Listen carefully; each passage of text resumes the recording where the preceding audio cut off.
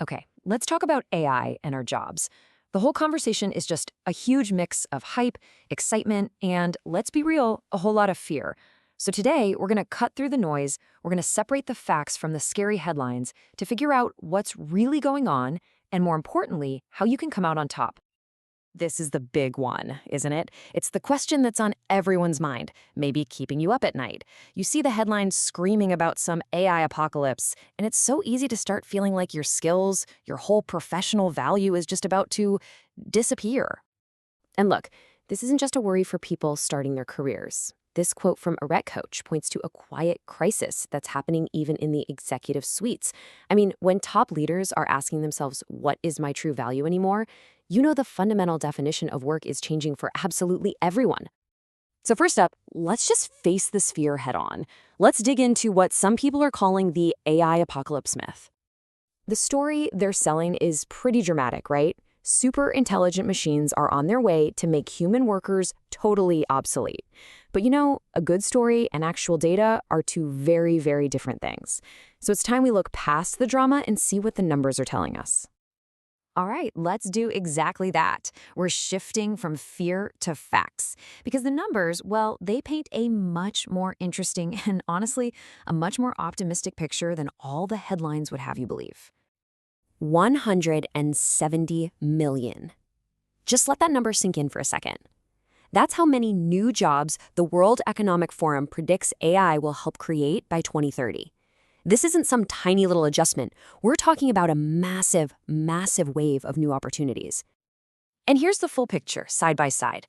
Yes, some jobs will be displaced, about 92 million of them. Nobody's denying that. But look at the other side of the equation. Those are completely dwarfed by the new jobs being created. The net result is a gain of 78 million jobs. I don't know about you, but that doesn't sound like an apocalypse. That actually sounds like one of the biggest employment booms we've seen in a long time. So, what about the jobs that stick around? Is AI just making them harder? Nope. The story here isn't about replacement. It's about amplification. Knowledge workers who are already using AI tools are reporting a 66% increase in their productivity. They aren't being pushed aside. They're basically getting superpowers. And please don't think this is some far-off science fiction future. A full 75%, three-quarters, of knowledge workers are already using AI. The tech is here, it's being adopted like crazy from the ground up, and it is changing how we do our jobs, right now. Okay, so if the data shows AI is more like a co-pilot than a competitor, that leads us to a really, really important question. What is our unique value now? In this new partnership, what's the thing that we can do that AI just can't? The shift in what matters is crystal clear. The old advantage was all about computational intelligence, who could analyze the most data the fastest. AI is making that a commodity. The new, lasting value? It lies in human-centric wisdom, the kind of skills and insights that you just can't program into a machine. And as our Take Coach lays it out, this wisdom really stands on three pillars. First, having good judgment in ambiguous situations, making smart calls when the path isn't clear. Second, building high-trust relationships, which an AI can only mimic, never truly feel. And third, having that systems-level intuition, that gut feeling for how a company or a team really works. These, right here, are our new superpowers. So, if those are our superpowers, how do we get them? How do we level them up? Well, the answer seems to be in building a sort of personal operating system based on resilience.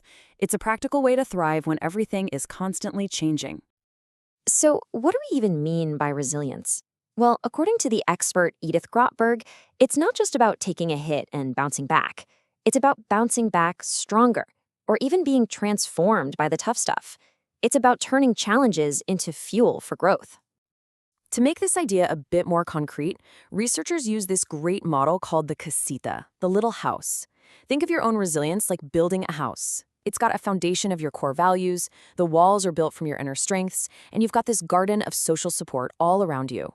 It's a whole system you can consciously build up and maintain. And this is where it all comes together. This is the magic link. The different parts of our resilience house directly fuel those new human advantages. Your creativity and problem-solving skills strengthen your judgment. Your empathy builds those deep relationships. And autonomy and introspection, they sharpen that gut-level intuition. Which brings us to our final section, the game plan. We now understand our unique value, and we have a framework for cultivating it. So how do we actually put it all into action? If there's one core takeaway from all this, it's this. Stop thinking about AI as a competitor you have to beat. That's a race you can't win.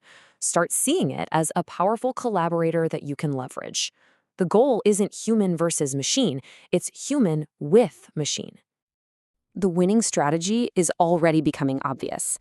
The people who are truly thriving in this new world are doing two things at the same time. They're learning to speak the language of AI so they can use the tools, while also doubling down on all the creative, strategic, and people skills that make them irreplaceable. So this is the challenge, but it's also the incredible opportunity that's right in front of us. AI is going to get better and better at handling the what, the data, the analysis, the first draft. Our careers, our value, our success will all be defined by how well we can own the so what, the insight, the meaning, and the now what, the decision, the action. That's the future of work.